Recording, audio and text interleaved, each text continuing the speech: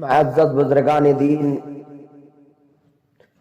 نوجوان ملی اسلامی بھائیوں،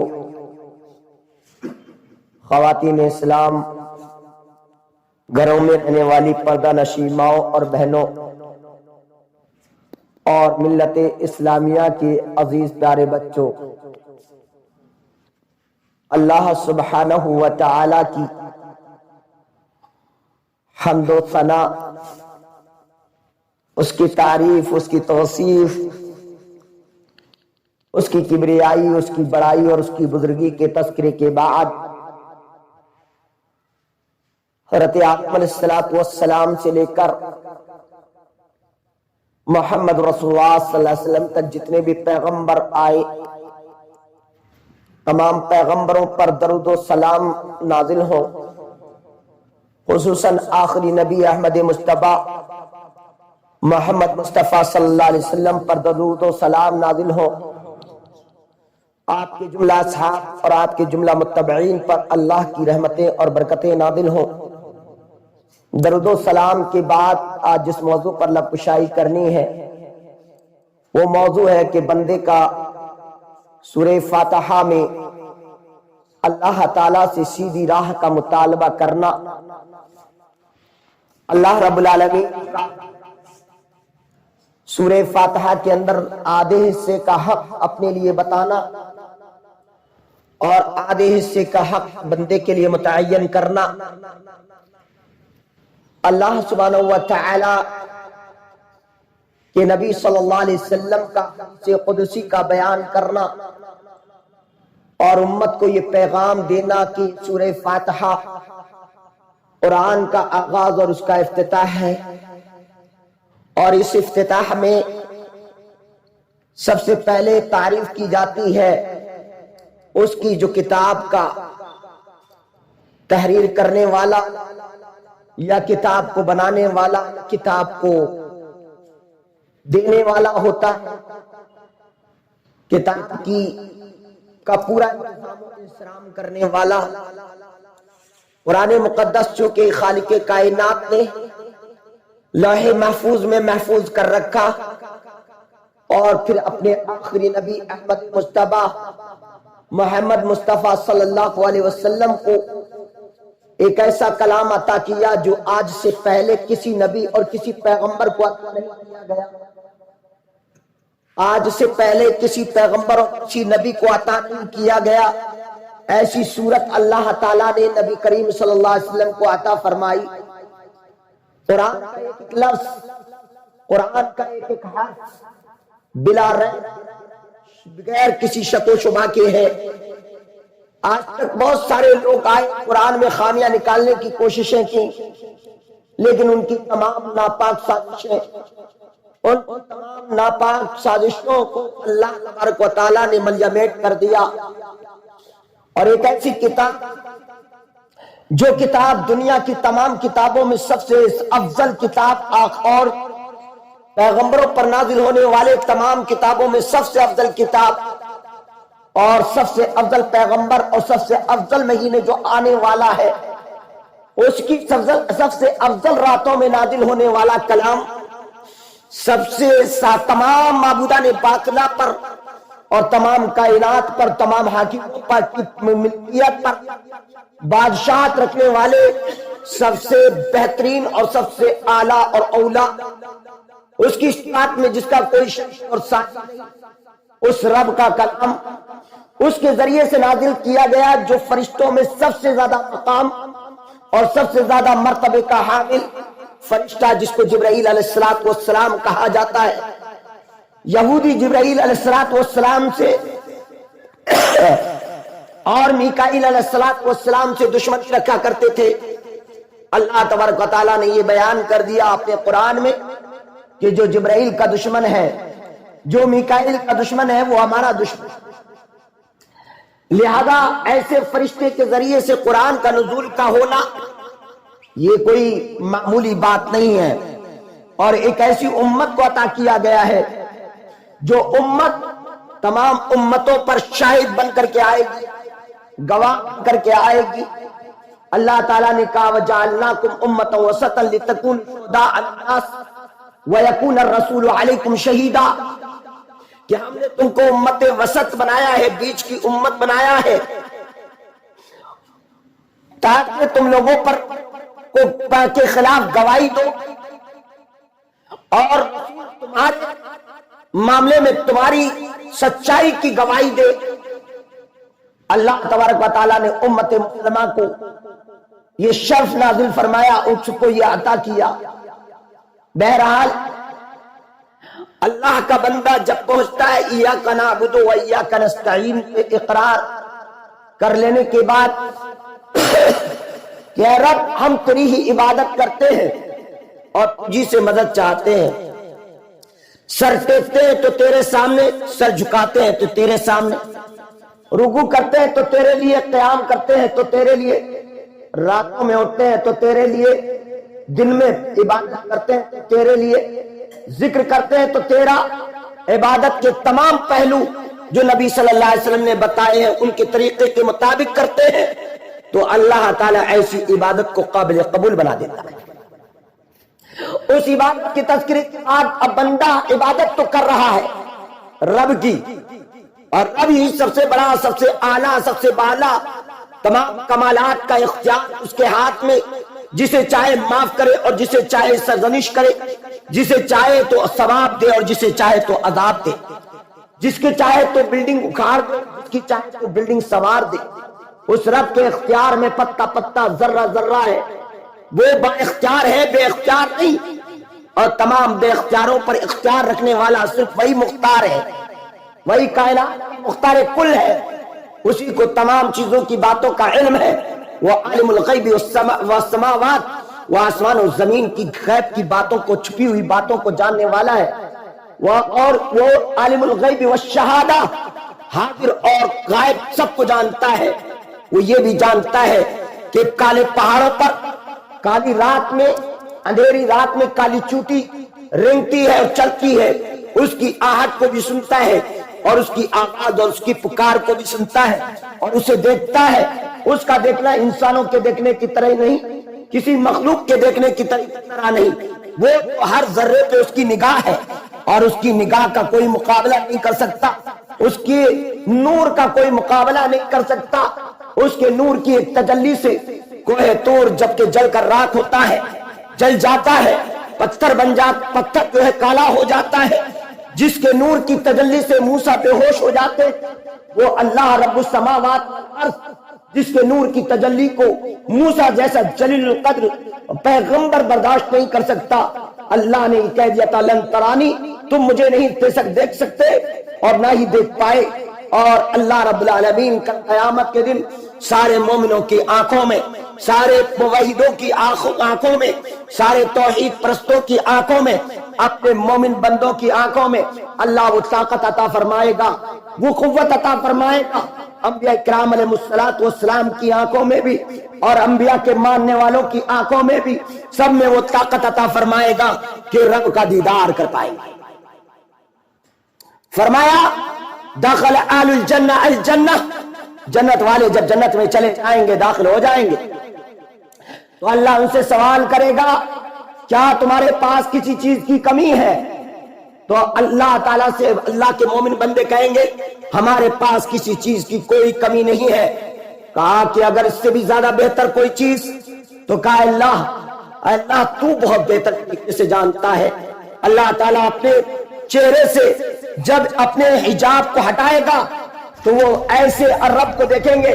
جیسے کہ چودھری کے چاند کی رات کو دیکھتے ہیں اور اس میں کسی طرح کی کوئی مشکلات پیش نہیں آتی، اس طرح اپنے رب کو دیکھیں گے۔ اور یہ نعمت دیکھنے کے بعد سارے مومن کی باندھ کر رہ جائیں گے اور کہیں گے اے اللہ اس نعمت کے بعد تو تمام نعمتیں ہیچ ہے اس نعمت کے سامنے، تیرے دیدار کے سامنے۔ وہ عظیم مومن کو اپنے رب کے پاس۔ اب چلتے ہیں ہم کہ بندے کا یہ سوال کر رہا ہوں، سورہ فاتحہ جب وہ پڑھتا ہے تو کہتا ہے اہدنا الصراط المستقیم، اے میرے رب تو ہمیں سیدھا راستہ دکھا، اہدنا الصراط المستقیم، سیدھا راستہ اے اللہ فرما، کیوں سیدھا راستہ بندہ مانگ رہا ہے، کیوں سیدھے راستے کا مطالبہ کر رہا ہے؟ آخر کار سب سے پہلی اس کی دعا یہ کیوں ہے کہ اہدنا الصراط المستقیم، اے اللہ تو ہمیں سیدھا راستہ دکھا، ٹیڑھا راستہ نہ دکھا، ٹیڑھے راستے سے ہمیں بچا۔ یہ آخر بندہ کیوں کہہ رہا ہے؟ اس لیے بندہ کہہ رہا ہے اگر اس کی گہرائی میں، اگر اس کی گہرائی میں آدمی پہنچے گا تو اس کو بہت سارے نتائج اس کے سامنے بہتر آئیں گے۔ صراط المستقیم کا مطلب یہ نہیں کہ صرف آدمی سیدھا راستہ مانگ لے کہ میں سیدھا چلا جاؤں، ایسا نہیں۔ جتنا سیدھا راستہ ہوتا ہے اتنا ہی بہتر راستہ ہوتا ہے، اتنا ہی اچھا راستہ ہوتا ہے، اتنا آرام دہ ہوتا ہے، اتنے ڈائریکشن پر پہنچنے والا راستہ ہوتا ہے۔ آپ ہمارے یہاں ٹیڑھے میڑھے راستے ہوتے ہیں اور ایک سیدھا راستہ ہوتا ہے۔ اگر نینی تال روڈ سے، بریلی سے لے کر نینی تال روڈ، پورا نینی تال روڈ پر بسنے والی بستیاں ایک سیدھے روڈ پر جو ہے واقع ہے، تو آدمی چاہتا ہے کہ آنے والا، باہر سے آنے والا چاہتا ہے کہ ایسی جگہ مقام ہو ہمارے دوست کا، ہمارے بھائی کا، جہاں پر ہمیں جانے میں کوئی دشواری نہ ہو اور وہ چیز ہمیں آسانی سے مل جائے۔ جیسے ہی پگڈنڈیاں ملتی ہیں، پگڈنڈیوں میں کبھی آپ دیکھتے ہو اٹا مانڈا اترنے کے بجائے وہ کہیں اور بھی اتر جاتا ہے، کہیں اور اتر جاتا ہے، تو اس طرح آدمی پگڈنڈیاں بھول جاتا ہے لیکن سیدھا راستہ کبھی نہیں بھولتا۔ اسی لیے مطالبہ کیا گیا اہدنا الصراط المستقیم، اے ہمارے رب تو ہمیں سیدھا راستہ دکھا جس پر ہم بھٹک نہ سکے، جس پہ ہمیں کوئی گمراہ نہ کر سکے، جس پر ہم چل کر سیدھے اپنے ڈائریکشن پر پہنچ جائے، اپنے مکان پر پہنچ جائے، اپنے مقام پر پہنچ جائے، سیفٹی کے ساتھ پہنچ جائے، حفاظت کے ساتھ پہنچ جائے، ہمارا مقام ہم کو مل جائے۔ تو اللہ تعالیٰ اسی کو بیان فرمایا، بندے کو نقل کر کے دیا کہ اہدنا الصراط المستقیم، اے میرے رب تو سیدھا راستہ دکھا۔ مسترات، ایک تو صراط کا معنی راستہ، اور اس کے ساتھ المستقیم جو آیا، ایسا راستہ جس کے اندر کسی طرح کا ٹیڑھا پن نہ ہو، کسی طرح کی کوئی پگڈنڈی نہ ہو۔ آئیے حدیث سے اب چلتے ہیں نبی کریم صلی اللہ علیہ وسلم کی احادیث کی جانب، کیونکہ قرآن کی تفسیر بغیر حدیث کے کرنا، اپنی من اور اپنے رائے سے کرنا شیطانی قیاسات کو دعوت دینا ہے۔ لہذا احادیث نبوی صلی اللہ علیہ وسلم سے اس کی تفسیر اور اس کی توضیح بیان کرنی مقصود ہونی چاہیے۔ آئیے حدیث حضرت جابر بن عبداللہ رضی اللہ تعالیٰ عنہ کی بیان فرماتے، قال قلنا عند النبی صلی اللہ علیہ وسلم، حضرت جابر بن عبداللہ کہتے ہیں کہ ایک دن ہم اللہ کے رسول صلی اللہ علیہ وسلم کی خدمت میں تشریف فرماتے، زمین پر اللہ کے رسول تشریف فرمائے، آپ زمین پر ایک لکڑی کو لیتے ہیں اور اس کے بعد آپ صلی اللہ علیہ وسلم ایک سیدھی لکیر کھینچ دیتے ہیں، خط لنا خطن، ہمارے لیے اللہ کے نبی صلی اللہ علیہ وسلم نے ایک لکیر کو کھینچ دیا، اور پھر اس کے بعد آپ صلی اللہ علیہ وسلم نے خطا خطین عن یمینہ وخطا خطین عن یسارہ، اللہ کے نبی نے دہنے سے ایک لکیر کھینچ دی اور ایک لکیر دو لکیریں دہنے سے کھینچ دی اور دو لکیریں بائیں سے کھینچ دی۔ کتنی لکیریں ہوئیں؟ چار لکیریں آپ صلی اللہ علیہ وسلم نے کھینچ دی، اور پھر اس کے بعد آپ نے بیچ والی لکیر پر، لکیر جو آپ نے کھینچی تھی وہ بیچ والی لکیر پر آپ نے اپنے ہاتھ کو رکھ دیا، اور پھر آپ نے پڑھا وَأَنَّ هَذَا صِرَاطِي مُسْتَقِيمًا، او لوگوں یہ میرا سیدھا راستہ ہے، فَاتَّبِعُوهُ، اس کی تم پیروی کرو، اس کے مطابق چلو، اس راستے پر چلو، وَلَا تَتَّبِعُوا السُّبُلَ، اور تم دوسرے راستوں پر نہ چلو، فَتَفَرَّقَ بِكُمْ عَنْ سَبِيلِهِ، یہ اللہ کے راستے سے تم کو جدا کر دیں گے، ذَلِكُمْ وَصَّاكُمْ بِهِ لَعَلَّكُمْ تَتَّقُونَ، اللہ نے تم کو اسی چیز کی وصیت کی ہے تاکہ تم متقی اور پرہیزگار ہو جاؤ۔ اس آیت کریمہ کا مفہوم بڑا ہی عظیم، بڑی عظیم الشان باتیں اللہ کے نبی صلی اللہ علیہ وسلم نے بیان فرمائی ہے، اور قرآن میں بڑا عمدہ بیان کیا ہے۔ اللہ کے نبی صلی اللہ علیہ وسلم نے اس کی موافقت میں جو بات بیان فرمائی اور اس کی مطابقت میں جو بیان فرمائی، یہ قرآن کی تفسیر اور اس کی توضیح۔ اب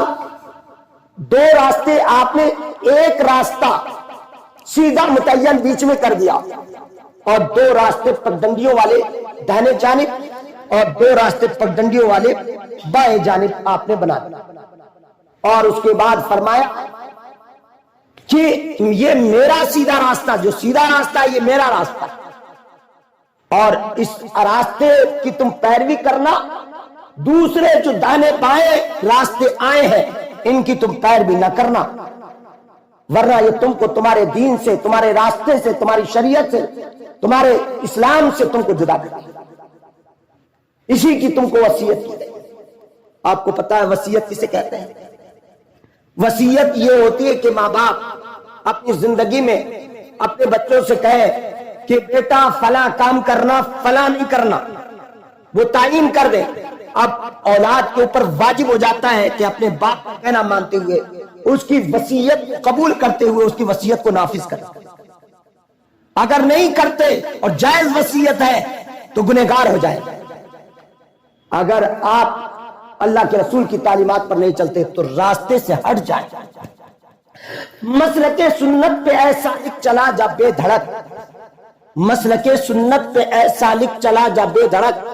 جنت الفردوس کو سیدھی گئی ہے یہ سڑک۔ اللہ کے نبی صلی اللہ علیہ وسلم نے ایک دوسری روایت کے اندر اللہ کے نبی کی حدیث کی کے اندر موجود ہے، وہ عبداللہ ابن مسعود رضی اللہ تعالیٰ عنہ اس کے راوی ہے، اس کے راوی جابر بن عبداللہ ہے، اور اس روایت کے راوی جو دارمی کی روایت ہے، یہ صحیح ابن ماجہ کی روایت ہے اور وہ دارمی کی روایت ہے۔ حضرت عبداللہ ابن مسعود رضی اللہ تعالیٰ عنہ بیان فرماتے ہیں کہ ایک دن ہم اللہ کے رسول صلی اللہ علیہ وسلم کی خدمت میں موجود تھے۔ خط لنا خطوطا، اللہ کے نبی صلی اللہ علیہ وسلم نے زمین پر کچھ لکیریں کھینچی۔ آپ صلی اللہ علیہ وسلم نے ایک لکیر سیدھی کھینچی اور باقی بہت ساری لکیریں آپ نے کھینچی، بہت ساری لکیریں آپ نے کھینچ کر کے فرمایا کہ یہ جتنے پگڈنڈیاں جو دیکھ رہے ہو، یہ جو سیدھے راستے سے نکلے ہوئے جو راستے ادھر ادھر دیکھ رہے ہو، یہ ادھر ادھر جو دائیں بائیں راستے دیکھ رہے ہو، یہ راستے شیطان کے راستے ہیں، تم ان سے بچنا، ورنہ یہ تم کو سیدھے راستے سے بھٹکا دیں گے، گمراہ کر دیں گے، تم کو سیدھے راستے سے ہٹا دیں گے۔ اور اس کے بعد اللہ کے نبی صلی اللہ علیہ وسلم نے یہ آیت وَأَنَّ هَذَا صِرَاطِي مُسْتَقِيمًا، یہ میرا سیدھا راستہ ہے، تم اس کی پیروی کرنا، وَلَا تَتَّبِعُوا السُّبُلَ فَتَفَرَّقَ بِكُمْ عَنْ سَبِيلِهِ، تم دوسرے کسی راستے کی پیروی نہ کرنا، ورنہ یہ تم کو اللہ کے سیدھے راستے سے بھٹکا دیں گے، ہٹا دیں گے، گمراہ کر دیں گے۔ آپ نے یہ قرآن کی آیت پڑھی، اسی کی اللہ تعالیٰ نے تم کو وصیت کی ہے تاکہ تم متقی اور پرہیزگار۔ دو روایتیں، ایک روایت میں بہت ساری لکیریں کھینچی، ایک روایت میں 4 لکیریں کھینچی، اور ان کا انکار دنیا کا کوئی مائی کلام نہیں کر سکتا۔ یہ بالکل صحیح احادیث ہے،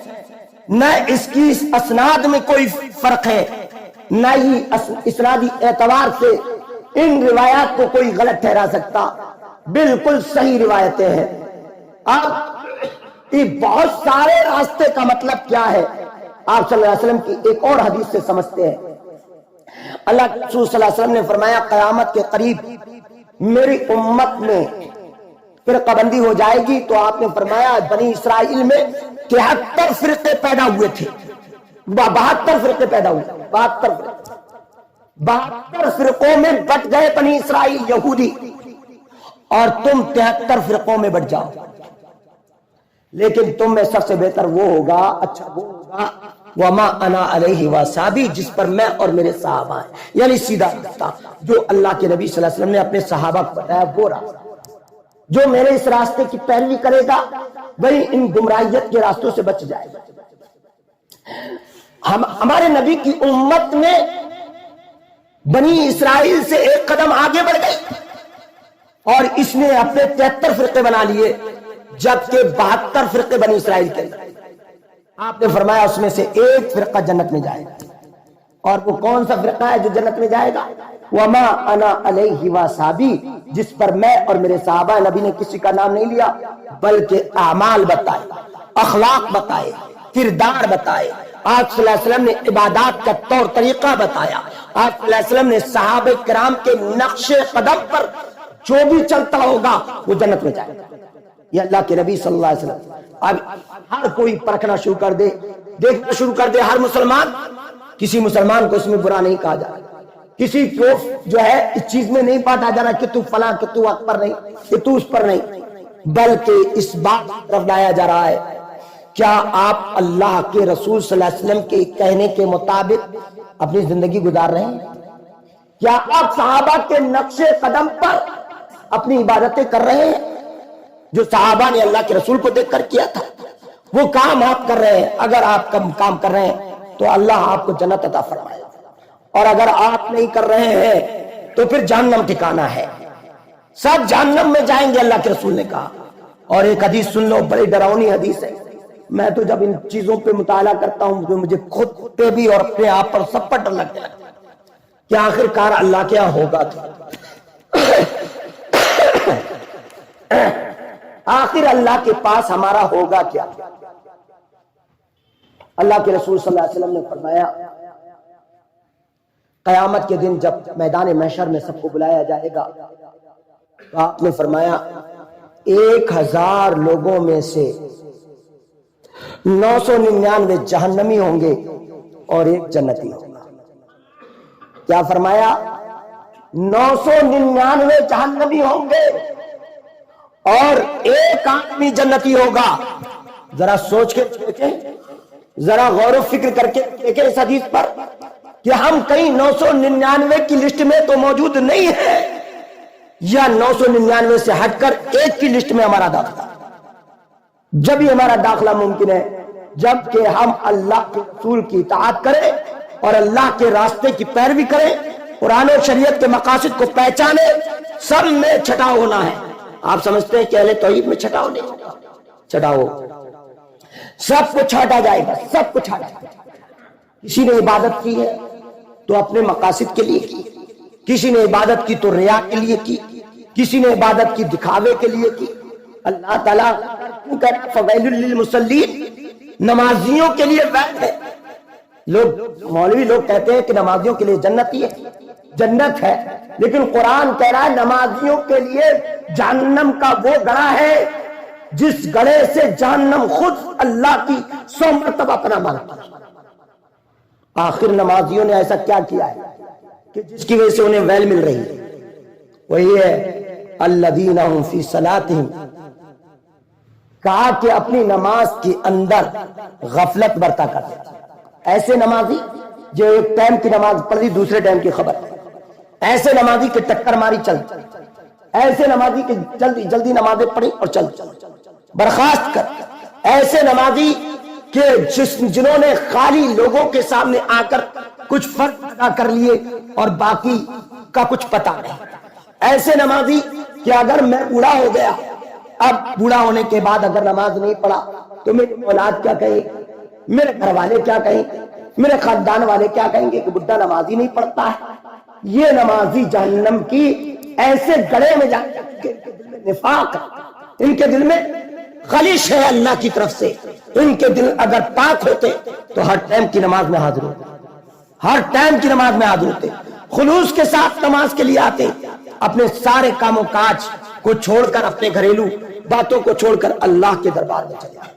لیکن نہیں، انہوں نے دنیا کو بڑا بنا لیا، انہوں نے اللہ کو چھوٹا سمجھ لیا۔ نتیجہ یہ ہوا فویل للمصلین، ویل ہے ایسے نمازیوں کے لیے جو اپنی نمازوں میں غفلت برتا کرتے، الذین هم یراؤون، جو دکھا دکھا کے نماز پڑھتے ہیں، ویمنعون الماعون، اور سنگ دل تو اتنے ہیں کہ اگر ان کے گھر میں سے کوئی چیز مانگ لی جائے یا کسی چیز کا مطالبہ کوئی پڑوسی کر دے تو یہ روک دیتے ہیں، ان چیزوں سے، استعمال کی چیزوں سے روک دیتے ہیں، منع کر دیتے ہیں، ہمارے پاس نہیں ہے۔ اللہ کے نبی صلی اللہ علیہ وسلم نے فرمایا 4 چیزوں سے کبھی منع نہ کرو، وہ 4 چیزیں کیا ہے؟ اگر کوئی پڑوسی آپ سے نمک مانگے تو آپ نمک سے کبھی منع نہ کریں۔ اگر آپ کا پڑوسی آپ سے آگ کا مطالبہ کرے، یعنی ماچس وغیرہ جیسے آگ جلانے کے لیے، تو آگ اسے عطا کریں۔ اگر آپ کا پڑوسی آپ سے پانی مانگے تو اسے پانی دے دیں، اور استعمال کی جو چیزیں کرچھلی مانگے یا ہانڈی مانگے یا کوئی پلیٹ مانگے تو آپ اسے پلیٹ عنایت کر دو، چونکہ اس کا یہ حق ہے اور آپ کا یہ حق ہے کہ آپ اسے عنایت کریں۔ اللہ کے نبی نے کہا ان 4 چیزوں سے کبھی اپنے پڑوسی کو منع مت کرو، کبھی منع مت کرو۔ لیکن ہم کیا کرتے ہیں؟ ارے روزانہ چلا آتا ہے، پتہ نہیں اس کے پاس برتن ہے کہ نہیں ہے، کیا ایک خرید نہیں مل رہا ہے، کیا ایسا نہیں کر مل رہا ہے، یہ ہماری دھوسے ہیں، تو ہم اجر کہاں سے پائیں گے؟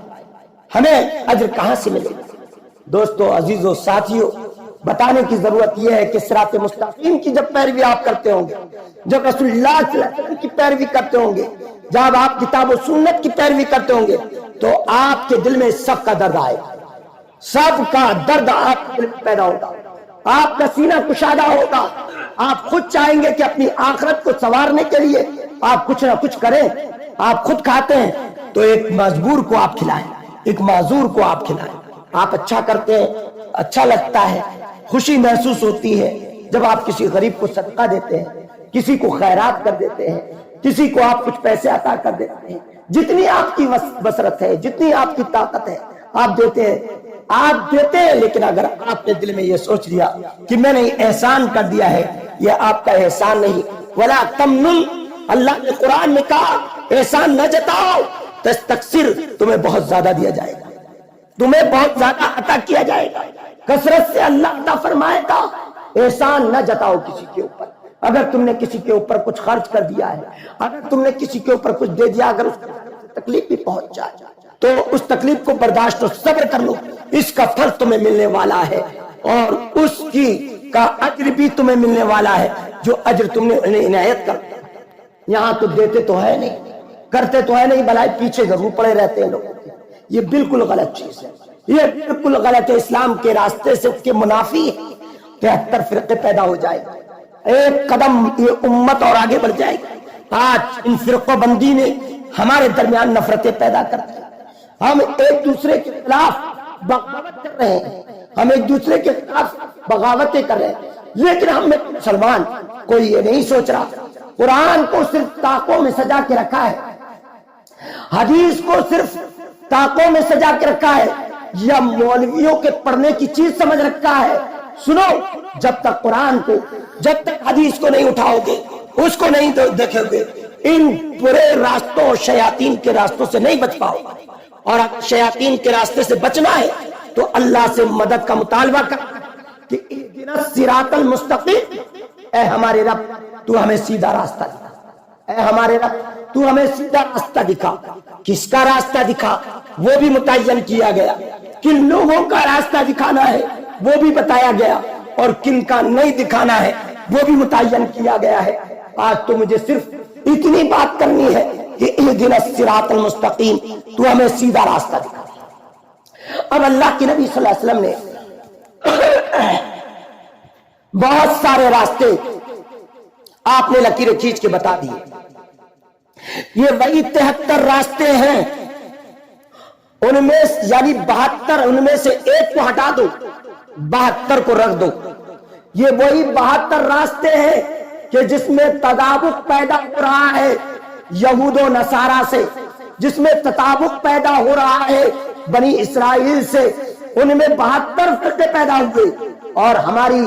امت، ہمارے نبی کی امت میں 73، ایک حق والا بھی آپ نے شمار کیا، لیکن حق والا یہ وما انا علیہ واصحابی والا یہ جنت میں جائے گا، اس لیے اس کو 73 کی لسٹ سے باہر کر کے ایک الگ کر دینا، اور اس کے بعد 72 برابر، یعنی جس طرح یہود و نصارہ گمراہ ہے، جس طرح وہ گمراہیت کے شکار ہے، اسی طرح کے یہ 72 فرقے گمراہیت کا شکار ہے، جو اللہ کے رسول صلی اللہ علیہ وسلم کے نقش قدم سے ہٹ کے، اللہ کی کتاب سے ہٹ کے، رسول کے فرمان سے ہٹ کے اپنے مزاجوں پر چل رہے ہیں، اپنے مزاجوں پر بس رہے ہیں، اپنے انداز پر چل رہے ہیں۔ یہ 72 فرقے کل فی النار، ان میں کا ہر ایک جہنم میں جائے گا۔ اور اگر کسی کو زیادہ تفصیل پڑھنی ہے تو شیخ عبد القادر جیلانی رحمت اللہ علیہ کی کتاب ہے غنیت الطالبین، جس میں انہوں نے 73 فرقوں کا تذکرہ کیا ہے اور باقاعدہ لسٹ بنا کے پیش کی ہے کہ یہ مسلمانوں کے درمیان کے 73 فرقے ہیں، سب جہنمی ہے، ایک جنتی ہے، وما انا علیہ واصحابی، جس پر میں اور میرے صحابہ۔ اب نام لینے کی کوئی ضرورت نہیں، جس پر میں اور میرے صحابہ ہیں۔ دیکھ لو اپنے آپ کو کہ ہم اللہ کے رسول صلی اللہ علیہ وسلم کے متبع ہیں یا نہیں، اللہ کے رسول کے پیروکار ہیں یا نہیں۔ ہر آدمی چاہے وہ کسی بھی فرقے میں ہو، اس کو یہ سوچنا پڑے گا، اس کو یہ دیکھنا پڑے گا کہ وہ اللہ کے رسول کا پیروکار ہے یا نہیں ہے۔ اگر وہ نام کتنا ہی اپنا کتاب و سنت کا رکھ لے، کتنا ہی ٹائٹل اچھے اچھے لگا لے اور بینڈیج لگا کر کے وہ کتنا ہی گھوم لے، لا الہ الا اللہ محمد رسول اللہ کی ہری پٹیاں بنا کے اپنے ماتھوں پہ لگا لے، اگر وہ اللہ اور اس کے رسول کے فرمان کے مطابق نہیں چلتا، وہ مسلمان کی لسٹ سے خارج۔ بات سمجھ میں آ رہی ہے؟ اہدنا الصراط المستقیم۔ اب اللہ کے نبی صلی اللہ علیہ وسلم کو اللہ تعالیٰ نے بتایا بغیر وحی کے آپ صلی اللہ علیہ وسلم کچھ نہیں کہتے۔ ما ينطق عن الهوى ان هو الا وحی یوحی، ہمارا جو کچھ بولتا ہے اپنی جانب سے نہیں بولتا، وہ جو کہتا ہے وہ جو کہتا ہے اللہ تعالیٰ کی رائے، اللہ تعالیٰ کے مشورے، اللہ تعالیٰ کی وحی سے کہتا ہے، اللہ تعالیٰ کی وحی سے کہتا ہے۔ آئیے نبی کریم صلی اللہ علیہ وسلم نے جو باتیں یہاں بیان فرمائی ہیں وہ اللہ کی بتائی بات، اور اللہ بہتر طریقے سے جانتا ہے کہ اس امت میں کتنے فرقے پیدا ہوں، اور اللہ بہتر طریقے سے جانتا ہے کہ کون جنتی ہوگا، اللہ کو اچھی طریقے سے معلوم ہے۔ اسی لیے تو نبی صلی اللہ علیہ وسلم نے یہ بات بیان کی۔ اب اس میں کچھ ایسے فرقے ہوں گے جو یہ دعویٰ کریں گے کہ چار مسلک چاروں برحق، چار مسلک اور چاروں برحق، چار مذہب چاروں برحق۔ بھائی چار کیسے برحق ہو سکتے؟ چار کیسے برحق ہو سکتے؟ وہ تو برحق ہیں جن کے نام پر یہ فرقے بنائے گئے، جن کے نام پر یہ فرقے بنائے گئے وہ برحق ہیں، وہ اللہ اس کے رسول کے بتائے ہوئے طریقے کے پر چلتے تھے، اور ان کا یہ کہنا تھا کہ حضرت امام مالک نے فرمایا، کیا فرمایا کہ ما قلت لکم، جو میں نے تم سے کہا یا جو میں کہہ رہا ہوں اگر مخالف ہے اللہ کی کتاب کے اور اللہ کے رسول کی کتاب کے تو فترکو، تم میری بات کو چھوڑ دو اور تم اللہ کے نبی صلی اللہ علیہ وسلم کی بات کو اختیار کر لو۔ بری ہو گئے امام مالک رحمۃ اللہ علیہ، حضرت امام شافعی رحمۃ اللہ علیہ نے بھی فرمایا اگر میں نے کوئی بات اپنی رائے سے کہی ہے یا اپنی طرف سے کہی ہے تو میری بات کو تم نہ مانو بلکہ تم اللہ کے رسول کی بات کو مانو، یہی میرا موقف ہے۔ یہ حضرت امام شافعی رحمۃ اللہ علیہ کا، یہ بھی اپنی جگہ برحق ہو گئے۔ اب اس کے بعد حضرت امام حنیفہ رحمۃ اللہ علیہ کی طرف چلو، انہوں نے کہا اذا خالف قولی علی قول رسول اللہ صلی اللہ علیہ وسلم فاتردوا علی الجدار، کہ اگر میرا قول نبی صلی اللہ علیہ وسلم کی قول کے خلاف، اگر میری بات نبی صلی اللہ علیہ وسلم کی بات کے خلاف ہے تو دیوار پر مار دو۔ اتنی بڑی بات اتنے بڑے امام نے کہی کہ میری بات رسول اللہ کے خلاف ہے، اگر تمہیں نظر آ رہی ہے کہ رسول اللہ کی بات کے خلاف ہے تو تم میری بات کو دیوار پر مار دو، یعنی میری بات مت مانو۔ حضرت امام احمد بن حنبل رحمۃ اللہ علیہ نے بھی یہی کہا کہ اگر میری بات نبی کی بات کے خلاف ہے تو تم اسے چھوڑ دو۔ امام احمد رحمۃ اللہ علیہ بھی کہتے ہیں، امام مالک بھی یہی کہتے ہیں، امام شافعی بھی یہ کہتے ہیں، امام حنیفہ رحمۃ اللہ علیہ بھی یہ کہتے ہیں۔ اب چاروں نے تو برات کا اظہار کر دیا،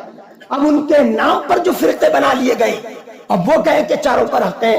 تو اس کے اندر سوال پیدا ہوتا ہے کہ برحق کہنے کی دلیل آپ کو کس نے دی؟